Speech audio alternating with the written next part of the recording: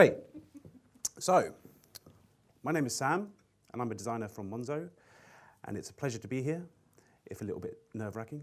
This is my first talk about design that I've ever held, so go easy on me. Anyway. And thank you to Henry and all the Collaborate team for having me. This is a really nice place to be. My brother lives in Bristol. I travelled down by a train. Anyway, let's move on. So I'll be sharing some insights into Monzo, the team, and our growing user base, with some time at the end, hopefully, for questions. So away we go. So a little bit about me. So my name is Sam. I was Penzance born and raised. On the promenade is where I spent most of my days. Chilling out, maxing, relaxing, or eating some pasties outside of the school. And there's me on the far left, having eaten all the pasties, which was fun. So yeah, this is a quick just breakdown of my life in emoji form. So I was born in 1985. My dad bought a boat in 1987, which he stuck all of his kids on. And then it sank in 1988 when we eventually got to Spain. We went on the boat, so everything was fine. I hurt my arm in school in 94. And then nothing happened in my teenage years. And then I graduated from Falmouth University in 2008. Anyone from Falmouth? No one. I knew, Truro, okay. Well, Falmouth University, that's me. Anyway, then I worked, had a baby and worked, had another baby, worked some more. And then I arrived at Monzo in 2015, September 2015, where I was brought in to work on the brand and the general visual identity of Monzo and the way it looks and feels. And I stayed. After 3 months, I was a contractor, and they kind of said, "Do you want to stay?" And I was like, "Yeah, we're building a bank. Come on, let's fucking bring it on." Anyway, Monzo. Has anyone here prior to this talk heard about Monzo? And get rid of, oh, sweet. And how many people have Monzo cards? Amazing, cool. Not everyone though, not cool. Okay, so for those that don't know, Monzo is a fully licensed UK bank. We're currently running in beta for both iOS and Android, and we're available today, so you can download it now if you like. We're smartphone only. We're building all our systems in-house from the ground up with a heavy focus on technology and user experience. And here, some of the cool features that we have include instant notifications, very simple, kind of a given nowadays, but they're really useful for keeping track of your spending. It's amazing how useful they are. And we've also discovered that they're actually really good for fraud, for helping with fraud. So for instance, you lose your card, and then you receive one of these notifications. It's like, hang on a minute. And then you could just quickly jump inside the app and freeze or unfreeze your card. So it's really, really useful. Like if you were to lose your card down the sofa, and you pop out and you're frantically trying to find it, you can just freeze it and just chill out for a little bit, like the card, and then unfreeze it when you're ready, when you found it again. So you can, it's trying to remove those really painful little problems around your kind of finances and your spending and your cards and whatnot. And then we have things like built-in budgeting and targets. So you go to a merchant, and we automatically categorize that transaction for you. So there's no user input. We try to do a lot of the work for you. So we don't want you to constantly be opening the app to change things or make changes. You can, obviously, but the whole idea is it should be seamless. Like you're managing your money should be seamless. And that's what we're trying to design and build. We also have travel reports, and no fees when you go abroad. So you can just travel, enjoy your life without any fees attached. I know this is sounding a bit like an advertising advert, but we'll get to the good stuff in a minute. Yeah, but it's all good. So that's a small slice about Monzo. I'll show more in a minute. But why are we building a bank? It's a massive, massive challenge. We have to go through so much regulation, because obviously the 2008 crash, which is one of the reasons we're here. But there's a huge amount of regulation around banking now that we have to kind of tick and make sure that we comply with. And then obviously time and money. So we're running at a loss, but we're building something that we believe in, because we think that banking can be so much better than it is. So an example of like banking, I currently bank with NatWest, and here they're portraying helpful banking as their tagline. Helpful banking. It's important we remember these words. Helpful banking. Like, so these damn card readers, like, why do they exist? Why is it so difficult to send money to people? Like, the amount of times I've tried, just like, I need to send someone some money, and right, okay, cool, I'm gonna get my NatWest app out and just like send some money. Where's your card reader? Like, I don't know. Like, the card reader, it's painful. It's just absolutely painful. It's just such an awkward system that they're kind of using, and they've been using for so many years. There's no reason why they can't change it, because technology exists. Anyway, so granted, there's other ways of paying people with third parties, but why should I have to use a third party in order to make a payment? My money exists in my bank. Like, surely my money should go from my bank to whoever it goes to. Like, there should be no need for a third party. And then there's also the story around PINs being blocked and like being locked out of your account. Like, I went down to Penzance to see my mum, see my family, see my friends on a night out, and use my card, forget my PIN because it's a stupid thing that we do. And we all do it sometimes, especially when we've had a little bit to drink. So I block my card, and then I ring up NatWest saying, I've blocked my card, and then they give me a long list of like questions to answer. And so I answer the questions, and I'm pretty sure I got them spot on, but they may not have liked my tone because I was a little bit drunk, maybe. And so they just blocked me out of my card, like in my hometown, and my branch is Penzance. It's like, whoa, come on, man. Like, there must be a better way of doing this kind of thing, like helpful banking. So anyway, so that's why we're building Monzo. We want to build a bank that isn't shit, basically. Like, something that just works, that is effortless, that just doesn't, it's not taxing, it doesn't tax your time, it just works flawlessly. That's the aim. That's the thing, that's what we're trying to aim for, at least.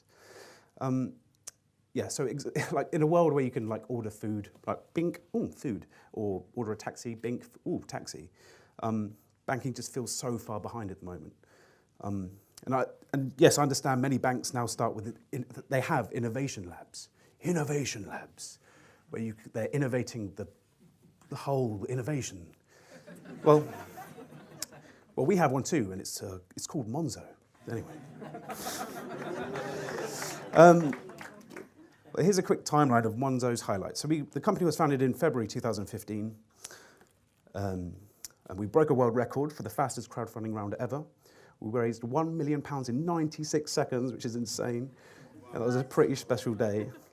And I missed out on the investment because I was just watching the numbers going, yeah, look at them, yeah. And I'd missed out, so anyway. We launched our public alpha back in April 2016.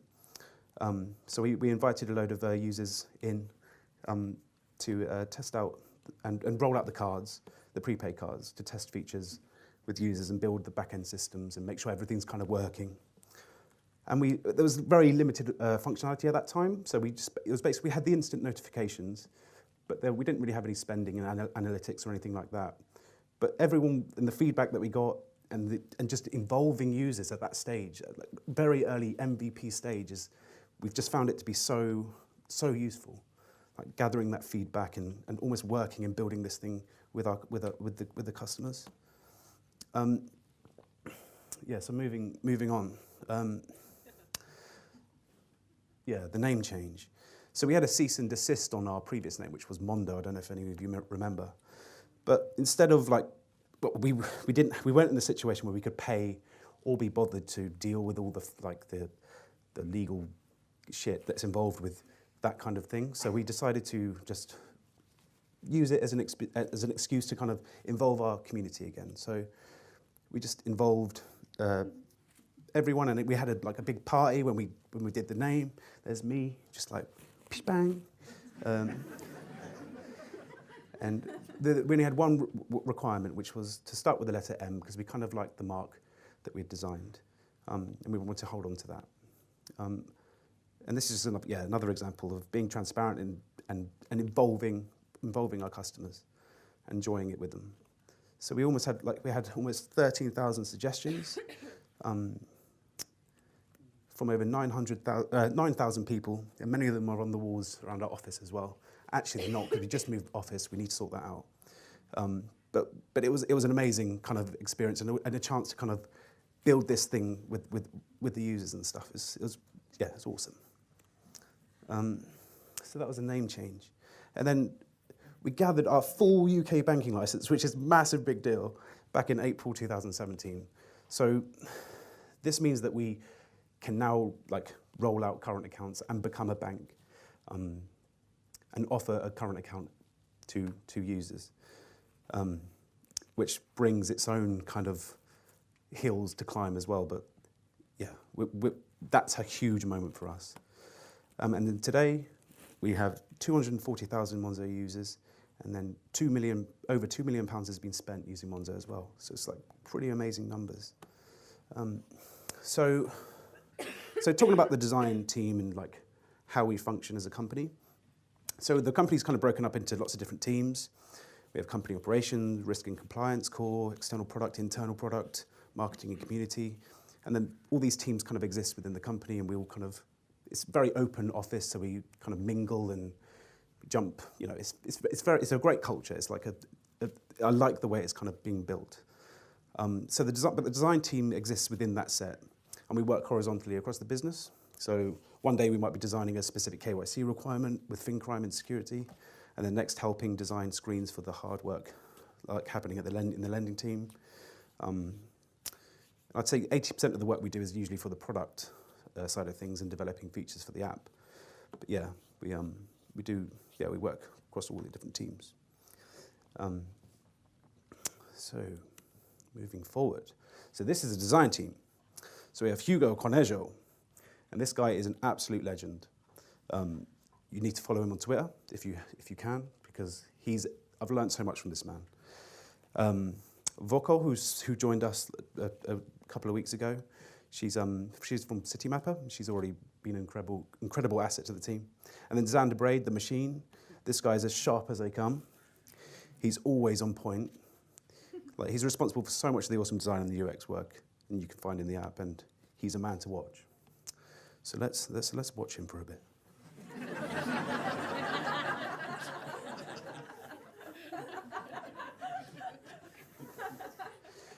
Okay. And there's me on the end, and like I said, I'm responsible for the kind of the sugar on top. So these guys are building this awesome foundation of proper solid design, based on solid principles, and I'll come around and go, yay. So this is the home screen in the Android for iOS, designed to feel native. So we approach this if Apple or Android or Google were to make a bank, then it would hopefully look kind of like this. So that's what we're kind of trying to aim for. So it's extremely native. So it's this 80-20 rule that we use, and we kind of live by it in the design team. So this is explained by Ryan McManus. So 20% of the design solution is the most critical thing to get right. If we could see that 80% of the established interaction is universal, the true brand experience lives in the 20%. And we completely buy that. So where does this 80% exist? So like I said, it exists here. So with Apple and Google, the iOS human interface guidelines and the Google user interface guidelines. Millions and billions of pounds have been spent by these guys investing in how these things should work. So it's only right that we should use that knowledge and not spend billions and millions of pounds trying to come up with something alternative, although sometimes you do need to create something that is bespoke. And that's where the 20% exists. So the 20% exists in the bespoke features like this pulse graph that we have on the top of our feed. So you can flick and swipe through it to just kind of see where your balance was on specific days and see how much you spent very, very kind of naturally and quickly. And then 20% also lives in the onboarding screens that we have. So or the special notice screens that we send. So it's designed to make you sit up and take notice and read and react. And we purposely designed these to be different from the rest of the app, so that you do sit up and take notice. Because some of them are very important, like GPS really does help you with with security. So if you're traveling around the world and your card gets used in, I don't know, like somewhere you aren't, we can flag that. We should enable GPS because we can help you with that kind of problem. And then we also have like hot chip, we like to call. So when we send you your card, we have a little animation that say, your card's on its way. And the great thing about this is because the card in reality is so kind of bright, maybe not under this light, just such a difficult color to work with. Anyway, because it is so bright, because it's so iconic, like you can't convey this color on screen, which is a massive issue that I have. But anyway, what we can do is add legs and arms and a face to help invigorate and help convey that idea that, it's a card and it's running and it's on its way to me. Anyway, we don't use it too much, but in the delightful peppering places. And then when you reopen the app, he's on a boat, so he's on his way, he can't wait to get to you. And then he's just parachuting to you. He just cannot wait. And then that's kind of how it looks in the app itself. And then when the card does arrive, so this is a concept, so we're still working on this, but we think we could go with this. So this is possibly for the current account when we launch. So in that story kind of progresses, and he's parachuting, he's landed. Oh, it's a real card. He hasn't got a face. He looks very bright, and I'm excited. I want to use it, kind of thing. And then the good thing about this is it will be 100% recyclable paper, ethically sourced paper, and none of those terrible glue dots that we just hate. So with just a few cuts in an A4, nice solid piece of A4 paper, you can just package the card securely, hide the numbers. It's nice and simple, no messing around. And then customer support, so this is kind of jumping a little bit, but customer support is a massive, massive thing for Monzo. And we're really trying hard to make sure it's as streamlined and as easy and as delightful as possible because we're building a digital bank. There's no human interaction at all. And the only human interaction that we can offer is through kind of little text messages. So here's an example of just a user. I think we made some changes to our back-end system, so we were down for a little bit. And then this guy was like, howdy, I think my top-ups are working again. He was chuffed, and then we sent him in a little doji emoji. No, Doge? Mimi? Is that the one? Is it Doge or Dugga? Well, how do you pronounce it? I don't know. Anyway. Yeah, and then he tweets about it. It's like, my bank card customer service team sent me a Dugga Mimi. And I actually love Monzo. How good is that? That is the best feeling ever. He doesn't have to send that. He just loves Monzo. It's awesome. So, and we have this forum, which is awesome. So you sign up to Monzo, and you're invited to join the forum. And this is a place where all the users can kind of just chuck their ideas in, and we send little sneaky peeks of what we're working on and get some suggestions and things. It's been awesome for us. We point people to this when they have questions about certain things, or and it's just a great place to kind of browse. It's an incredible place. And here's an example. So some guy had an idea, and with this suggested drunk mode. But this is the kind of great stuff that just exists on the forum. He spent time designing this. He's actually designed the screens as well. It's incredible. But it might not happen. It might happen. And then we have this awesome transparent roadmap that we host online, so you can just go on there and just see where we're going with our product and make comments, and we use Trello for that. We actually use Trello as well for our internal design kind of management. We have jobs per ticket. I'm sure a lot of you guys use it as well. But it's just a nice way of being open on where we're going, and do you have any comments? And yeah, it's involving the community as much as possible is what we'd like to do. The Monzo in the future. So this would be the ultimate collaboration for us, where we would open up our API to third parties, and then with the user's permission, we'd let them pick a marketplace of financial services directly from Monzo to help solve all the problems around your money. So things like being able to change your energy or your broadband with a single tap, or send money abroad with TransferWise, or spare, you've got a spare bit of money, so you invest it with Funding Circle, for example. And that's our dream, to manage your money more delightfully than what it is today. It's quite a pain. Hopefully that gives you a good kind of overview of what Monzo is about. And I've got another 20 minutes, but I'm spent. But any questions? Well, hold on.